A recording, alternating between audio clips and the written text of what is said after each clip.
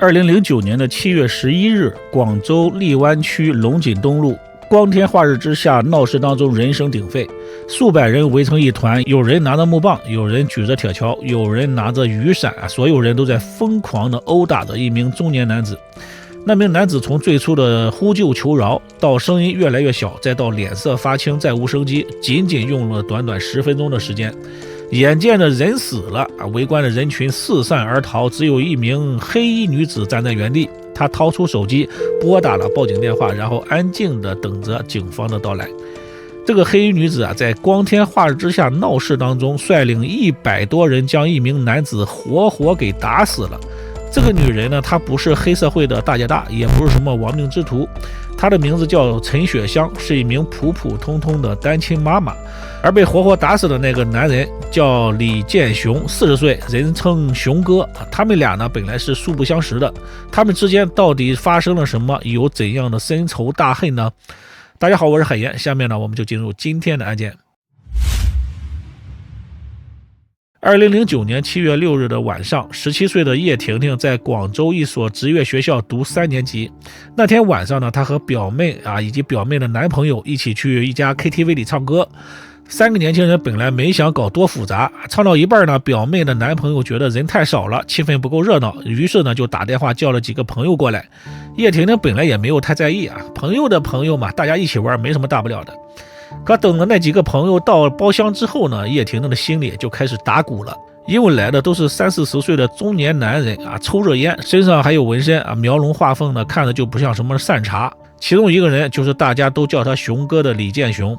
这个熊哥一进包厢，眼睛就盯上了叶婷婷，他直接就坐到了这个17岁女孩的旁边，不断的找机会搭话一杯接一杯的劝她喝酒嘴里呢还不干不净的说着一些下流话。他说他要跟我在一起，要我跟着他那样子。叶婷婷虽然已经17岁了，但是之前呢也喝过酒，对自己的酒量能喝多少心里还是有数的。一开始呢，他觉得活跃气氛嘛，喝几杯问题不大可是呢，那天晚上呢，觉得事情不太对劲儿。他没喝多少呢，就开始头晕目眩，四肢发软，那种感觉跟他以前喝酒完全不一样。不知道是他下了药还是什么，就是很快就晕那样子了，我就觉得很不对劲了。本身我就是在那里晕晕的，我已经觉得是有问题了。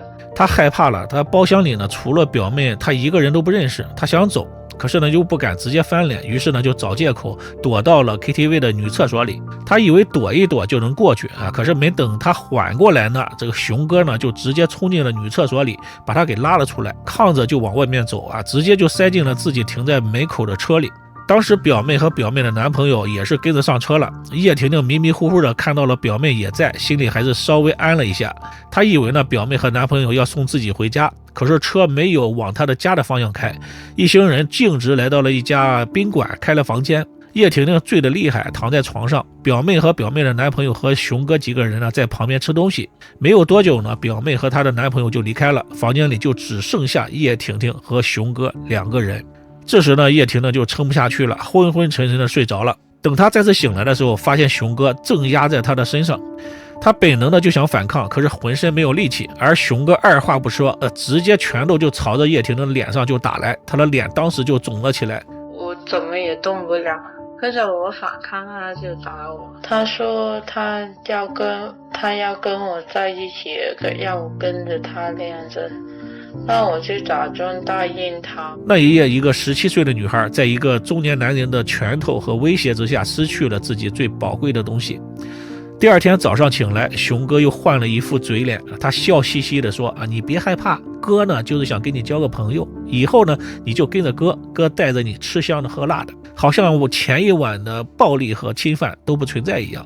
叶婷婷害怕被打，只能表面上答应下来。离开宾馆之后，熊哥呢还殷勤地把她送回了家，临走的时候还丢了一句话，他说妹妹，过2天哥再来找你玩。叶婷婷终于回到了自己家里，她冲进了浴室，打开了水龙头，一遍一遍地冲刷着自己的身体，可是她觉得怎么也洗不干净。她蹲在浴室里哭的是撕心裂肺。当天晚一些的时候，她的妈妈陈雪香从外面回来。陈雪香呢是一个苦命的女人，他出生在福建的农村啊，家里很穷，初中呢没读完就辍学了。后来在广州打工，认识了一个叫叶同海的男子啊，两个人呢就结了婚，生下了叶婷婷。可是生女儿的时候呢，陈雪香的身体受到了不可逆的损伤，她再也无法再生育了。而她的丈夫家里啊重男轻女的观念非常的厉害，婆婆天天冷嘲热讽，说她没用。没处2年，丈夫呢就在外面找了一个小三儿，还把怀孕的小三儿带回了家里。小三儿生了一个儿子，婆婆做主把私生子写进了族谱。陈雪香受不了这种侮辱啊，最后离婚，一个人就带着年幼的女儿讨生活。她白天在医院里做保洁，晚上到饭店里刷碗，一个人打几份工，咬牙把女儿拉扯大了。她也想过再找一个男人，可是女儿不太喜欢，她就把这辈子的心思啊全部都放在了女儿身上。可以说叶婷婷是她活着的唯一支柱啊，全部的精神寄托了。所以那天晚上，他一进门看到女儿红肿的双眼，脸色不对，他心里一下子就揪了起来。在母亲的反复追问之下，叶婷婷终于断断续续的把前一晚的经历说了出来。陈雪香听完之后，气得两眼都发红了啊！她抬手就打了女儿几下，骂她不该去那种地方。可是打着打着呢，她的手就软了，眼泪也跟着掉了下来。更多的不是愤怒，而是心疼，是钻心刺骨的那种疼。她没有时间崩溃，她告诉自己，当务之急要让那个伤害女儿的禽兽付出代价。陈雪香二话不说，拉着女儿就去了派出所里报案。警察也很重视，立刻就给叶婷婷验了伤啊，也录了口供，然后呢就马上到那家宾馆里去取证。可是问题来了，李建雄当天开房的时候呢，他用的名字叫王晓东，是一个假名字，而且呢距离案发时已经过了1天多的时间了，房间已经被保洁阿姨收拾的是干干净净，床单和被套都已经换过了，什么指纹、体液痕迹什么都没有了。更巧合的是呢，宾馆的监控坏了。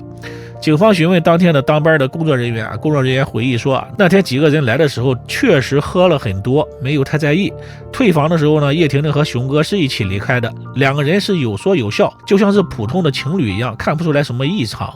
叶婷婷解释说，那是因为她害怕再被打了，所以呢才表现得顺从。警方想提取叶婷婷体内的 DNA 来做鉴定，只要她体内有李建雄的 DNA， 那就是最直接的证据了。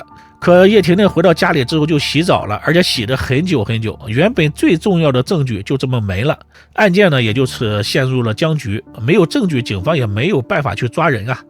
而另一边呢，李建雄也知道警察拿自己没有办法，他开始更加的嚣张了，不停的给叶婷婷打电话，他像没事人一样说着那些下流话，还要约她出去玩。叶婷婷哪见过这么无耻的人啊，整天是以泪洗面。陈雪香看着那些不堪入目的聊天记录啊，狠的是牙根直痒痒呀。他找来了自己的弟弟啊，一起商量。姐弟俩呢关起门来反复琢磨，最后呢做出了一个决定。李建雄这小子不是想约叶婷婷吗？那就将计就计啊，等李建雄再打电话来的时候，让婷婷假意答应他出去啊，由舅舅定一个地点啊，叫上几个朋友，等李建雄一到，先把他教训一顿，然后呢再把他扭送到警察局里。这个决定呢，我们能理解一个母亲的心啊，可是后来的事情远远超出了所有人的预料。2009年的7月11日，也就是叶婷婷被侵害之后的第5天，李建雄果然又打来了电话。这一次呢，叶婷婷答应了和他见面，约定的地点呢在广东龙井东路一家酒店的门口。这个地点呢是陈雪香和他的弟弟事先踩好点的。当天呢，叶婷婷站在酒店门口外面，陈雪香呢就站在女儿身后的几步的地方。舅舅和他的几个朋友呢就在附近徘徊，等着李建雄自投罗网。很快呢，李建雄就开着车来了。叶婷婷走上前去拉开车门，但是没有上车啊，他是在确认这个人是不是李建雄。确认就是李建雄之后呢，他就向母亲发出了信号。这个陈雪香和弟弟几个人立刻就向车子围了过去啊！李建雄到底是在社会上混了很久的人了啊！一看情况不对，车门都来不及关，一脚油门就踩到底，猛打方向就要逃。可是呢，他太慌了。另外呢，这个龙井路是上世纪30年代建的马路，本来就窄啊，这两边呢全都是老旧的楼房，又挤满了行人和小摊贩。李建雄的车没开多远，就一头撞上了一辆公交车啊，车停下来了。李建雄打开门，撒腿就跑。陈雪香终于见到了这个伤害自己女儿的禽兽，她没有犹豫，一边追一边在街上大喊道：“抓住他，他是个强奸犯啊！这是强奸犯，这个搞我女儿了。”这一喊呢，整条街都炸了，闹市区人来人往的。一听说是追的这小子是祸害小女孩的这个强奸犯啊，路边的行人、骑车的、开店的，全部都涌了上去。有的人跟着跑，有的人去堵路，有的人就直接抄起了手边的东西。李建雄很快就被抓住了。可是呢，事情到了这一步啊，已经不是陈雪香能够控制的了，人越聚越多，很快呢就汇聚了100-200人啊。李建雄被里3层外3层的堵在了中间，有人呢把他死死的按在地上，还有人从3轮车上剪下了绳子给他给绑起来。陈雪香追上来呢就是2个大嘴巴子啊，他弟弟呢也对着李建雄拳打脚踢了几下。可紧接着呢，围观的人群也动了手，你一拳我一脚的，有人用木棒，有人拿铁棍啊，有人呢还拿着雨伞，全部都往李建雄的身上招呼。因为动手的人实在太多了，陈雪香自己都被挤到了人群的外面，他站在外面一边哭一边对着围观的人啊反复讲述李建雄的罪状。每一个听到他说完的人更加的愤怒了，更多的人加入了殴打。李建雄从一开始的呼救求饶，声音越来越小，再到脸色发青一动不动，这一个过程呢只持续了10分钟左右。眼见着人不行了，原本打得红了眼的人群突然就散了，所有人一哄而散啊，跑的是干干净净，包括陈雪香的弟弟和那几个朋友全都跑了，只剩下了陈雪香和一个人站在原地。他突然就感到害怕了，他先后3次拨打了报警电话和急救电话，然后一个人就站在那里等120赶到，等警察赶到。很快120到了，警察也赶到了，医生呢现场进行了诊断，李建雄因为颅脑损伤当场就已经死亡了。警察到的时候呢，现场就只有陈雪香一个人，她没有任何的挣扎，也没有试图逃跑，安静的站在原地，伸出了双手让警察给她带走了。因为打人的现场太过混乱，到底多少人动了手，谁打了几下，谁踢了几脚，谁用了什么武器，没有人能够说清楚。警方呢根本找不到那些动手的围观群众，甚至呢究竟是哪一下导致了李建雄死亡了也无从得知。李建雄死了，死无对证。2010年2月，李建雄死亡案在广州开庭审理，法院的判决是这样的：虽然事出有因，但是打死了人，触犯了法律，就必须要付出代价。考虑到参与围殴的人很多，而李建雄也确实涉嫌侵犯未成年少女啊，法院呢对陈雪香等人做出了从轻判罚。陈雪香被判处了有期徒刑5年，他的弟弟等人呢被判处了5年到10年不等的有期徒刑。此外呢，陈雪香等人还要向李建雄的家人支付近50万元的赔偿金。